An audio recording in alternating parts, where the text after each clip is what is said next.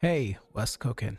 So, when you look at your radar and if your teammate can see, they'll appear as red dots. Now, this is very useful when you're especially smoked out. This will allow you to track down your enemies and shoot them. And you can align yourself looking at the radar to get a kill through the smoke. Secondly, I wanted to talk about crosshair placement. The further enemy is away from you, the easier it is for you to track them down. So, in order to explain my point, I'll explain through here. Enemy B is at a unit distance of 5 and enemy A is at a unit distance of 2, and both of them are moving 2 units in the same direction. Even though they are moving same units, to kill the far enemy I have to move less than the close enemy, almost as twice over here. So this means if you're holding angles like this, it's better to hold the angle a little bit wider, because when they peak they're going to appear much more wider than you're anticipating. Even though you are aiming over here further, it is better to aim slightly above, like away from the corner, and it's going to make your chances much more higher. So they are going to come in your crosshair much more easily, and also you will have more time to react. Another thing which I want to talk about is grenade throws.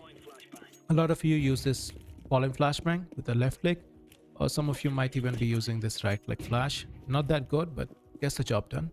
But this flashbang using a middle click throw is much more better. A lot of the utility which you throw using middle click throw is quite effective, and I see very less people using middle click throws. So let's take this flashbang for example.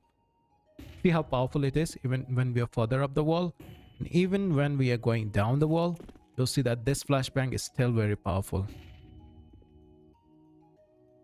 There's a problem with newer players. They are not binding their utility properly.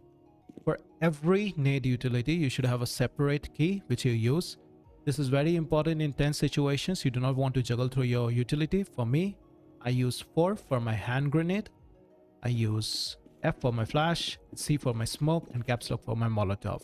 This makes it much more easier for me to take out my utility.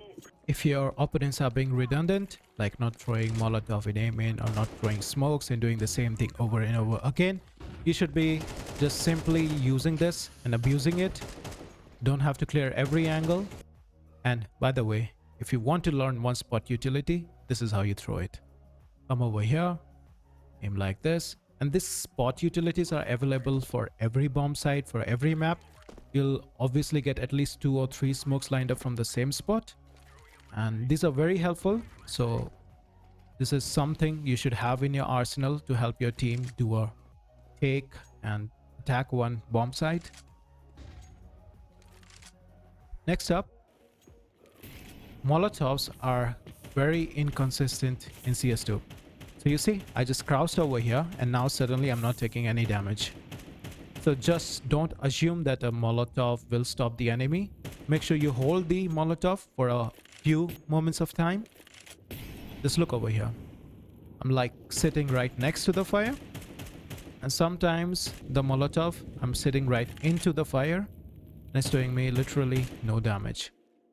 One thing I wanted to actually include in this video was that I saw a video from Mollies where he was complaining about recoil from up. Because let's say you're burning and then your bob movement of the crosshair scope is happening. But what I found out is that you're still accurate. So even though I wanted to prove the other thing, I conducted this test like 50 or 60 times. Even though it's hazy, your crosshair, you're still going to be accurate. So if you have your op scoped in and you're taking damage, you're still going to be accurate. Do not worry about it.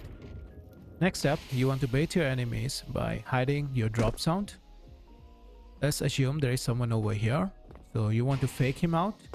So you're creating sound showing him that you're on top. However, you can just keep shooting and then jump down. And that opponent thinks you're there. If you like these tricks, do subscribe to the channel and do comment down which tricks did you know.